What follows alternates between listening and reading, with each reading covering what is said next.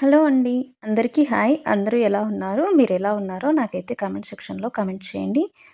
ఈ వ్లాగ్ అయితే మార్నింగ్ నుండి ఈవినింగ్ వరకైతే షేర్ చేస్తున్నాను. వీడియో నచ్చితే ప్లీజ్ సబ్స్క్రైబ్ చేసేసుకొని సపోర్ట్ చేయండి. వీడియో చూస్తున్నారు కానీ సబ్స్క్రైబ్ చేసుకోవట్లేదు.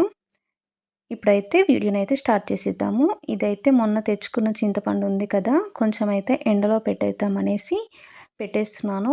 బాగా ఎండిన తర్వాతనే బాక్స్‌లో పెట్టేసుకుంటే పురుగు పట్టకుండా ఉంటుంది. మనము చింతపండు మెత్తగా ఉంటే పురుగు పట్టేస్తుంది. అంతా పాడైపోతుంది. అందుకే నేనైతే ఒక 2 డేస్ ఎండలో పెట్టేసుకుంటాను. ఈరోజు ఎండ చాలా ఎక్కువగా ఉంది.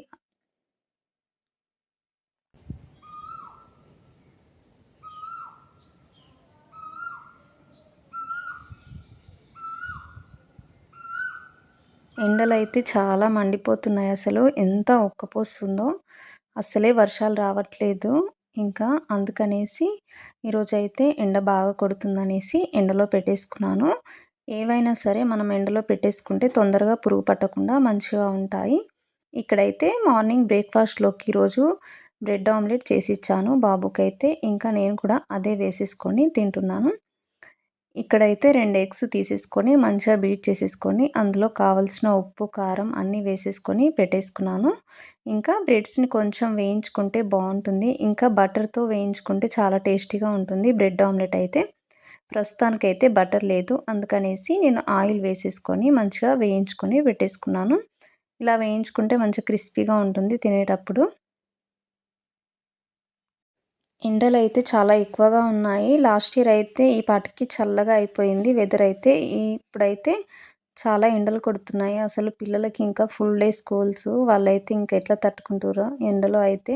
నేనైతే ఈరోజు బాబుకి పెరుగన్నమే పెట్టేశాను. ఎందుకంటే చాలా వేడిగా ఉంది కదా! అందుకనేసి ఏం కర్రీ కాకుండా పెరుగన్నము ఇంకా మామిడికాయ పచ్చడి వేసి పెట్టేశాను. కొంచెమైనా వాళ్ళకి తినాలనిపిస్తది. ఎండలు ఎక్కువగా కొడుతున్నాయి కదా! అందుకనేసి.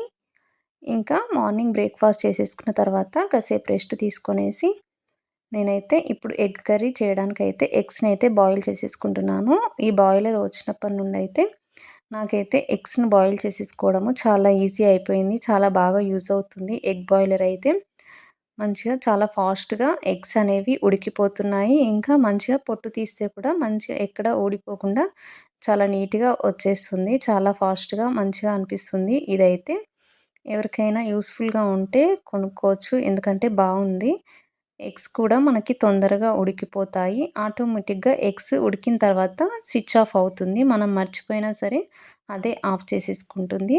అదే మనం స్టవ్ మీద పెడితే స్టవ్ మీద అవి ఉడికిన కొద్దీ అసలు మొత్తం వాటర్ అన్నీ బయటకొచ్చేస్తూ ఉంటాయి. స్టవ్ అంతా మెస్సీగా అవుతుంది. ఇంకా మళ్ళా ఎగ్స్ కూడా ఒక్కొక్కసారి పగిలిపోతాయి. అట్లా అట్లా ఏమీ అవ్వకుండా ఇందులో వేస్తే చాలా నీట్‌గా వచ్చేస్తాయి. బాయిల్డ్ ఎగ్ కర్రీ చేయడానికైతే ఒక ఆనియన్ అయితే కట్ చేస్తున్నాను. చిన్న చిన్న ముక్కల్లాగా కట్ చేసేసుకుంటున్నాను.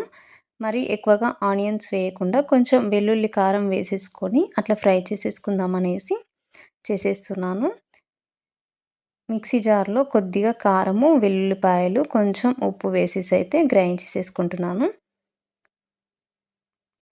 బాయిల్డ్ ఎగ్ కర్రీ ఇలా వెల్లుల్లి వేసి కొంచెం గ్రైండ్ చేసేసుకొని చేసినా కూడా చాలా బావుంటుంది. టేస్ట్ కొంచెం డిఫరెంట్‌గా బావుంటుంది. ఒకసారి ట్రై చేయండి. ఎవరైనా ట్రై చేయకపోతే. ఇంకా చాలా డేస్ నుండి వీడియోస్ అయితే పెట్టడం లేదు కదా! అందుకనేసి వ్యూస్ కూడా కొంచెం తగ్గిపోయాయి. ప్లీజ్ మీరు సపోర్ట్ చేస్తే నాకు వీడియో చేయాలనే ఇంట్రెస్ట్ వస్తుంది. ఇంకా ఇప్పటి నుండైతే కొంచెం రెగ్యులర్‌గా పెట్టడానికైతే ట్రై చేస్తాను. అందుకనేసి తప్పకుండా ఎవరైనా కొత్త వాళ్ళు చూస్తున్నా సబ్స్క్రైబ్ చేసేసుకొని సపోర్ట్ చేయండి. మీరు సపోర్ట్ చేయడం వల్ల నాకు వీడియోస్ చేయాలని ఇంట్రెస్ట్ ఉంటుంది. ఇక్కడైతే ఎగ్స్ అయితే ఉడికిపోయాయి. ఇప్పుడైతే కర్రీ అయితే ప్రిపేర్ చేసేసుకుంటున్నాను. చాలా వేడిగా ఉంటుంది కిచెన్‌లో అయితే. కర్రీ చేయడానికి అసలు ఇంట్రెస్ట్ వస్తలేదు. కానీ తప్పదు కదా! కంపల్సరీ చేసేసుకోవాల్సిందే. ఇంకా ఆయిల్ వేసేసుకొని ఎగ్స్‌నైతే కొంచెం ఫ్రై చేసేసుకుంటున్నాను. డైరెక్ట్ వేస్తే అంత టేస్టీగా ఉండదనేసి కొంచెమైతే ఆయిల్ వేసేసుకొని ఫ్రై చేసేసుకుంటున్నాను. కొంచెం పసుపు, కొద్దిగా కారం అయితే వేసేసుకున్నాను. ఇది జస్ట్ ఎగ్స్ కలర్ కోసం అంతే. ఇవి కొద్దిగా ఫ్రై అయితే సరిపోతుంది. సమ్మర్ అనేసేమో ఎగ్స్‌కి ఇంకా చికెన్‌కి అయితే చాలా రేట్స్ పెరిగాయి. ఎగ్స్‌కి కూడా చాలా రేట్స్ అయితే ఉన్నాయి. ఒక్క ట్రేకైతే 260 ఏమో పడింది. నేను తీసుకున్నప్పుడైతే చాలా రేట్స్ అయితే పెరిగిపోయాయి. ఇంకా అట్లా అని వెజిటబుల్స్‌కు తీసుకొచ్చుకున్నా సరే సమ్మర్‌లో కదా ఎక్కువగా దొరకాయి కాబట్టి వాటికి కూడా ఎక్కువ రేటే ఉంటుంది. ఎంతైనా ఈ కాలంలో మిడిల్ క్లాస్ ఫ్యామిలీలు బతకడం చాలా కష్టమవుతుంది. ఎందుకంటే ప్రతిదానికి చాలా పెరిగిపోతున్నాయి రేట్స్. ఇంకా మనం తినే ఫుడ్డు, ఇంకా ఇంట్లో వాడే వస్తువులు అన్నిటికైతే రేట్స్ అయితే ఎక్కువగా పెరిగిపోతున్నాయి. ఇంకా రీసెంట్‌గానే గ్యాస్‌కి పెంచారు. ఇంకా పెట్రోలు, డీజిల్ అన్నిటికీ పెరిగాయి కాబట్టి మనమే కొంచెం జాగ్రత్తగా ఇంట్లో ఖర్చులను చూసేసుకుంటూ అడ్జస్ట్ చేసుకోవాలి. ఎందుకంటే ఫ్యూచర్‌లో ముందు ముందు చాలా ఖర్చులు పెరిగిపోతాయి కాబట్టి మనం ముందు జాగ్రత్తగా అనవసరంగా ఖర్చు చేయకుండానైతే మనమైతే కొంచెం అడ్జస్ట్ చేసేసుకొనైతే మెయింటైన్ చేసేసుకోవాలి. మనము ఇంట్లో కిచెన్‌లో మాత్రము కంపల్సరీ ఆడవాళ్ళు మెయింటైన్ చేసే దాన్ని బట్టే ఉంటుంది. ఏది పడితే అది ఎక్కువగా తెచ్చేసుకొని పాడు చేసేసుకోవడం కంటే మనకు అయిపోయింది మాత్రమే తెచ్చేసుకొని పెట్టేసుకోవడము బెటరు. ఇంకా వెజిటబుల్స్ కూడా అంతే. మరి ఎక్కువ క్వాంటిటీలో తెచ్చేసుకొని పాడు చేసేసుకోవడం కంటే కావాల్సినన్ని తెచ్చేసుకుంటే బెటరు. మరి ఎక్కువ రోజులు ఫ్రిడ్జ్‌లో పెట్టుకున్నా కూడా వెజిటబుల్స్ పాడైపోతాయి. ఇంకా టేస్ట్ కూడా అంత బాగుండదు కాబట్టి మనకు కావాల్సినవి తెచ్చేసుకొని పెట్టేసుకోవడము బెటరు. నేనైతే ఈసారి కొంచెమే క్వాంటిటీలో తెచ్చేసుకున్నాను వెజిటబుల్స్. ఎందుకంటే ఎక్కువగా తినాలనిపిస్తలేదు కాబట్టి కొంచెం రసము, చారు అట్లాంటి వాటితోనే కొంచెం తినాలనిపిస్తుంది. ఎందుకంటే చాలా సఫకేటింగ్‌గా ఉంటుంది కాబట్టి ఫ్రై కర్రీస్ అంతా తినాలనిపిస్తలేదు. ఇక్కడైతే కర్రీ అయితే రెడీ అయిపోయిందండి. నేను మాట్లాడుతున్నలోపే కర్రీ అయితే రెడీ అయిపోయింది. వీడియోలనైతే క్లియర్‌గానే చూపిచ్చేసాను. కర్రీ అయితే చాలా టేస్టీగా ఉంటుంది. ఒకసారి ఇట్లా కట్ చేసేసుకోండి. మంచిగా ఉప్పు, కారము ఎగ్‌కి పట్టేసుకొని టేస్ట్ బావుంటుంది. పిల్లలు యెల్లో తినడానికి ఇష్టపడరు. కొందరైతే ఇట్లా చేస్తే కొంచెం ఇష్టంగా తింటారు.